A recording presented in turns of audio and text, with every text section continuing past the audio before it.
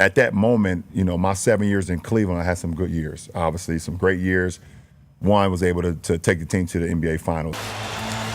Another struggle offensively. James way off the mark. And I love that adjustment by Mike Brown, trapping him, being the aggressor against him. There's that jump shot you wanted him to take, but not that time. What the hell? Oh, yeah. Shaken up on the play, and has to come out of the game. James for three. But the way that he is being defended, they are daring him to shoot jump shots. Hey, I've seen this one. This is a classic. Out of maybe a screen, definitely. Nobody argued about it. Ben Simmons took a three. All those right-handed push shots, but he is left. Shoot, shot the gap over the top. Took one dribble into his pull-up at 12 feet. Whoa. An air ball. They're the same picture.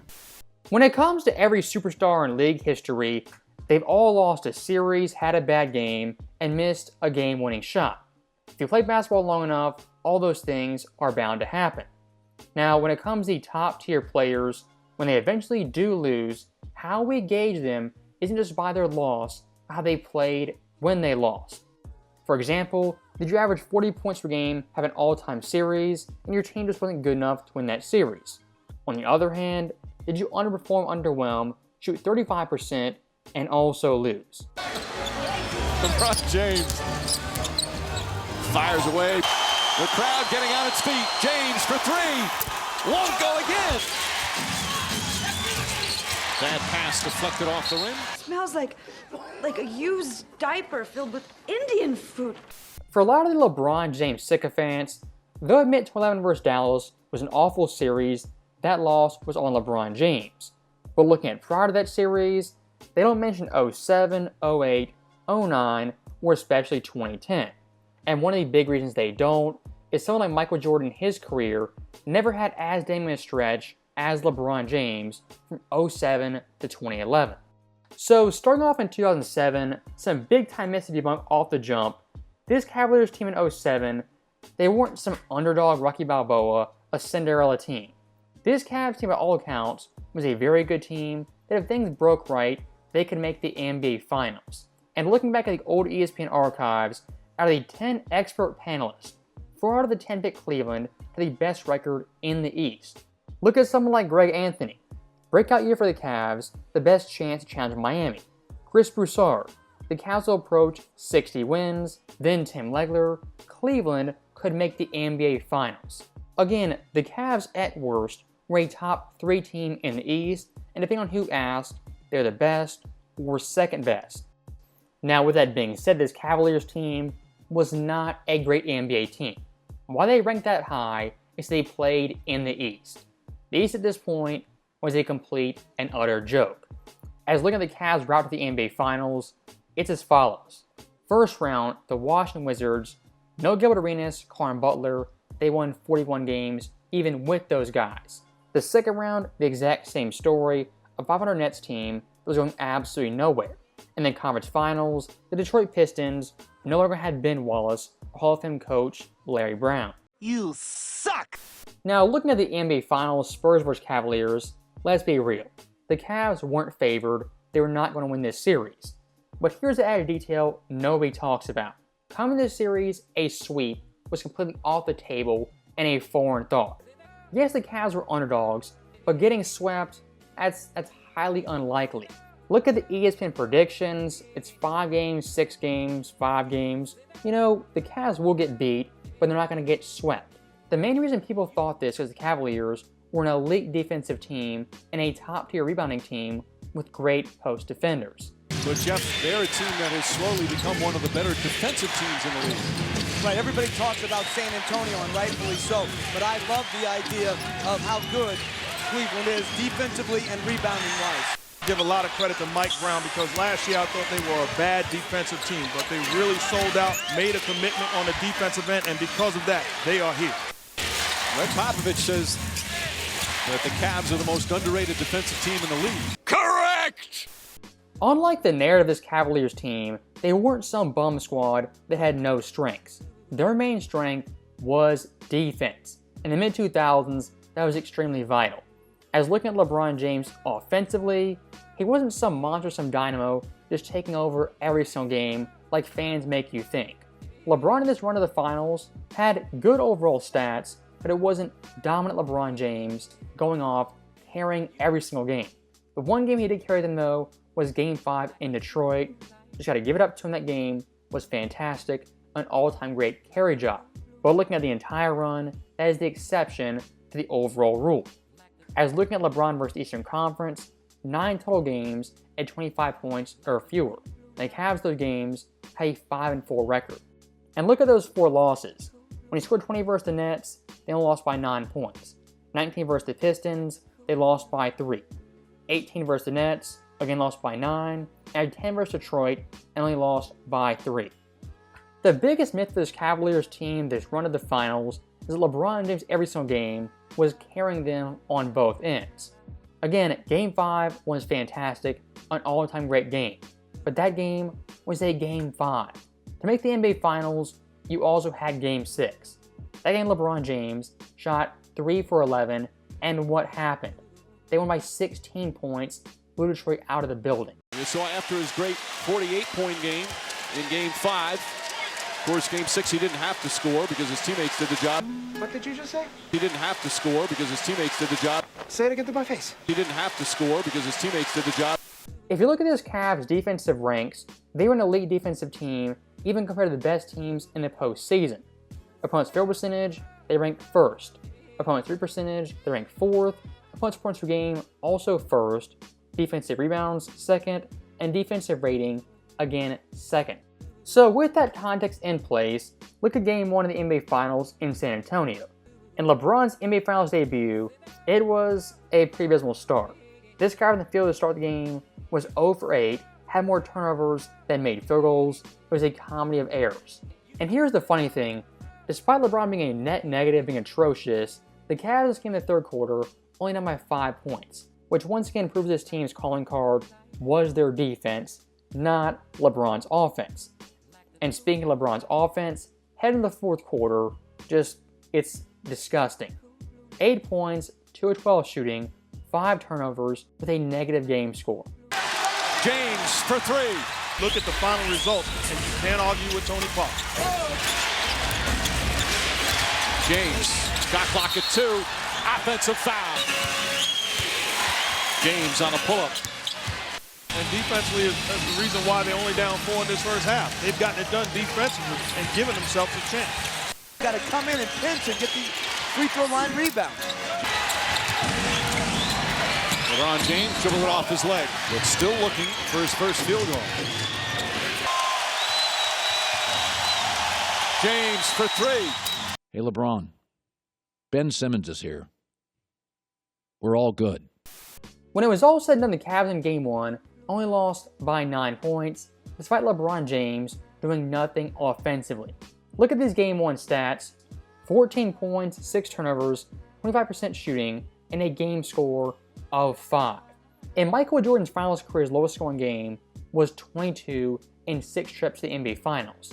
LeBron's first game ever already topped that with a 14-point dud. And speaking of Michael Jordan, when it comes to his pre-championship days, 85 to 90, those games, series, and years are nitpicked unlike anything I've ever seen. But here's the problem.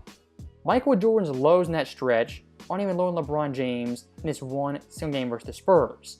As looking at pre-championship Jordan, his lowest game score was 8.4. LeBron this game at 5.0. Jordan's worst shooting night, 30%. LeBron this game, 25. MJ's lowest point total, 15. LeBron right here scored 14. And I can already hear the excuses. Well, LeBron was only 22 years old, the Spurs were a great team, he was getting double teamed. And that right there, a big time myth for this series. In games 1 through 4, the Spurs' main tactic was going under screens and making LeBron James into a jump shooter. Want to shoot threes? Go ahead and take them. The 18-foot jumper? Heck, even take that. From 16 feet, go ahead, knock yourself out.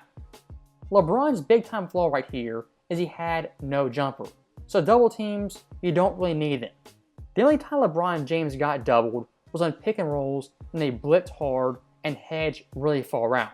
But here's the thing, that tactic, that strategy was not LeBron James centric, as for every ball handler, the Spurs did the exact same thing. So once again, LeBron in this series wasn't getting double, triple teamed, it was mano a mano, and he was failing over and over and over again. James, hop step, that's a two-pointer. James on a pull-up. That one won't go. James the jumper. James steps back, he'll try a three-pointer. Bowen gives him some room, and James can't connect. And I love that adjustment by Mike Brown, trapping him, being the aggressor against him. There's that jump shot you wanted him to take, but not that time. Well, Verajao shaken up on the play, and has to come out of the game. James for three. I rest my case. The reason Cleveland lost this series wasn't due to bad defense, bad depth, or even bad coaching. When they lost, LeBron James could not make a simple jump shot in any game 1 through 4. And if you say LeBron was double team, triple team routinely, I just gotta tell you, either 1, you're 12 years old, or 2, your memory sucks. Now, looking back at game 1 of this series, the Cavaliers in game score were as follows: Boobie Gibson, Drew Gooden, Pavlovich, Verajao, then LeBron James. LeBron in game 1 for his own team ranked 5th in game score. Out of both rosters, he ranked 9th. So looking at game 2 in San Antonio, at the risk of being redundant, LeBron in the first half again had a stinker for the ages. No impact whatsoever, an abysmal first half, and even third quarter. And looking at LeBron's finals debut, the first 7 quarters, a total 10 made field goals and 11 turnovers. That right there is absurdly bad. Now for LeBron in this game too, the overall numbers will get a little bit of a bump in a fourth quarter that wasn't even close. What I call this is a stealth stat pack. As looking at LeBron's stats down by 29 points, 15 points, 5 of 13 shooting. How they ended, much better and looked semi-decent. But here's the catch. When those points came, when the game was out of reach, out of hand. Dynasty. James gets inside and lays it in. And I like Greg Popovich keeping Bowen in there on James to make it tough. Parker and Duncan might get a long rest here in the fourth quarter. LeBron James struggling once again. A big bit of gratitude to Captain Greg and all this. Here in the first 2 games, Cleveland's fourth quarter. Again, granted big leads from San Antonio. James a 3. Now for game 3 finally, and Cleveland down 0-2, lose this game, the series is over. And LeBron in the first half, given credit, was slightly better. 9 points, 4 turnovers, 38% shooting. Again, not fantastic, but compared to game 1 and game 2, it's god tier stuff. And again, like we see over and over again, despite LeBron offensively being kind of mid, even bad, the Cavs at halftime down by 2 points. Once again, this Cavs team barometer wasn't LeBron James or his scoring. Their barometer was their defense, most of their post defense, and their rebounding. As versus the mighty Spurs, even LeBron playing awful, they're still in the game. So you're playing 5-on-5 and understand that these guys are more than capable of holding the fort down. Parker with a hand in his face. Pavlovich again, hard drive to the basket. Oh, he puts it in. Cavs have led by as many as 7. Gooden falling away. The role players were going to step up, and they certainly have in the first half. Parker deflected by Gibson. Gooden, nice pass ahead. 2-on-1 break. Pavlovich, oh, nice feed. And speaking of the powerhouse offensive Spurs, they didn't crack 50 points in this game until 2 minutes left in the third quarter. What does that do to? Not LeBron James, but guys like Drew Gooden, Verajao, and Big Z. And I get it, they're not household names marquee players, Hall of Fame guys. But this series, this game, the entire playoff run, on defense, they're fantastic. And looking at someone like Tim Duncan in Game 3, for Tim Duncan standards, was absolutely abysmal. And for the entire playoff run, looking at the first, second, and third round, Tim Duncan's worst series came versus Cleveland. Where he could go quick. Duncan goes quick to the hole. Can't get it to fall, not very often. Duncan spinning against Ilgauskas. I tell you what, Drew Gooden is as big a key as anybody as to why the Cavs are in the finals. The way that he played in the playoffs, the Eastern Conference, really was great basketball and set the tone on the defensive end. Makes his move across the lane. Tough shot, defended well on the shot clock. Duncan spinning. Can't get it to fall. Ginobili lobs it into Duncan. Knocked away by Snow. Duncan backing in. Parker shuffled his feet. Inside, stolen by the Cavs. Now, for the Spurs in the fourth quarter, the back half of the fourth quarter, they were absolutely abysmal. The final 6 minutes, only one made field goal. And due to the Cavs locking the Spurs down, LeBron late in the game had a chance to win this game and even send it to OT. 5.5 remaining. They're out of timeouts. James on the drive, fires a three. Off the mark. Ilgauskas tips it. Ball knocked loose, and that'll do it. So LeBron right there in Game 3 in the fourth quarter, not his best showing. And missing that game-tying three, honestly, not that big of a deal. The biggest problem in Game 3 was LeBron James had shades of 2011 versus Dallas, as it wasn't just turning the ball over missing shots, it was also passive, shaken, and had zero confidence in his outside game. In Game 3, that was the storyline. Already with 8 of the 14 San Antonio points as we come up on a minute remaining. Off shot. Crowd trying to urge on James. The shooter. Doesn't take many. Shoot the jump shot. You work too hard. This is the biggest stage. Don't leave here thinking I should have shot. Third quarter. But as soon as he gets the rebound. I would rather see LeBron James attack in transition versus bounce it out, and then when he comes off the pick and roll, if he's open, shoot it. You get back and try to get another stop. 64-57. Yes, that's a fourth quarter score. James goes to the basket. Make him shoot it up over the top. James looking.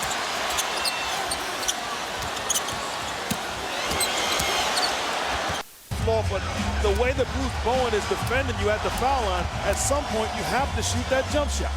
So Game 3 right there in Cleveland, extremely winnable. But LeBron James over and over again, passing up open jump shots, really great looks, to teammates who weren't even really open. Now, one thing I do want to highlight yet again is the Cavaliers' defense, as the Spurs this game only scored 75 points out of the entire season, 101 games, their lowest of the season. If you look at the championship Spurs in the mid-2000s, from 03 to 07, their lowest scoring games were as follows. Number 1, Game 4 versus the Pistons. Number 2, Game 5 versus the Lakers. And number 3, this Game 3 versus the Cavaliers. That's interesting. That's very interesting. So for Game 4 in Cleveland, spoiler alert, the Cavaliers did not win this game. LeBron yet again did not play well. Through 3 quarters, 11 points, 520 shooting, 3 turnovers with a negative game score. And despite LeBron James being so awful, so tragic, the Cavaliers still in this game, they could win the game. Parker to Bowen. Ginobili for 3. It's good! Manu Ginobili! And he has 19. James in and out. Duncan inside Alberto. Foul, count it, and 1. Execution down the stretch has been a big problem for the Cavs in the finals. Duncan takes it away from James. Alberto gets inside, banks it in. In the plays on both ends of the floor. James a 3, puts it in. Ginobili for 3, short. James lost it. Looking to go up the floor before he had control of the ball. Ginobili gets to the rim, banks it in. Manu Ginobili makes it. You think about how many weapons the Spurs have. James misses the 3, Ginobili the rebound, and dribbles it out. So LeBron right there for the 4th straight game, an absolute dud and a terrible showing. For his first finals, it was abysmal. And look at Game 4. LeBron's game score ranked 3rd on his own team, and for the entire game, ranked 6th. Like I said earlier, when a player loses a series, it's not just they lost the series, it's how bad they played or how good they played. That's the added context that makes all the difference. And still looking at LeBron James, again, this dude's jump shot was completely broken. This series versus the Spurs, 17.8%. 8 to 16 feet, 11%, 16 to 24 feet, 15%, and from the mid-range, an abysmal 14.8% shooting. Just past the midway point of the first. James. Getting no Larry Hughes for the second straight game. Another struggle offensively. James way off the mark. But the way that he is being defended, they are daring him to shoot jump shots. James, tough shot for the game tonight. Just need to win tonight, and then we'll try again Sunday. James can't get it to fall. He's now 4 for 15 from the field. His perimeter shot has just not fallen in the finals. Oh, brother, this guy stinks! For LeBron James playing with so-called bums, in 2 out of the 4 games, those bums had a higher overall game score than LeBron James. That right there is pretty shocking, but looking at this stat, it's even more appalling. In Michael Jordan's pre-championship career, 85 to 90, only 6 teammates ever had a higher game score in a single game in the postseason. 85 there was 0, 86 there was 1, 87 0, 88 1, 89 4, 1990 also 0. LeBron in this series alone, game 1 and game 2, equaled that mark for Jordan for an entire 6-year stretch. And here's some more added context. Michael Jordan before the championships, when he lost those series, how he played was up to standard versus great defensive teams. 85 versus the Bucks, they were a top 2 defense. Jordan that series, 29 points per game, 44% shooting.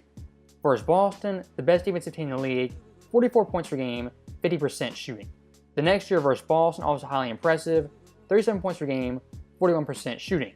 Versus the Bad Boy Pistons for 3 straight years, a top 2, top 3 defensive team, some would say best defensive team, Jordan at worst averaged 27.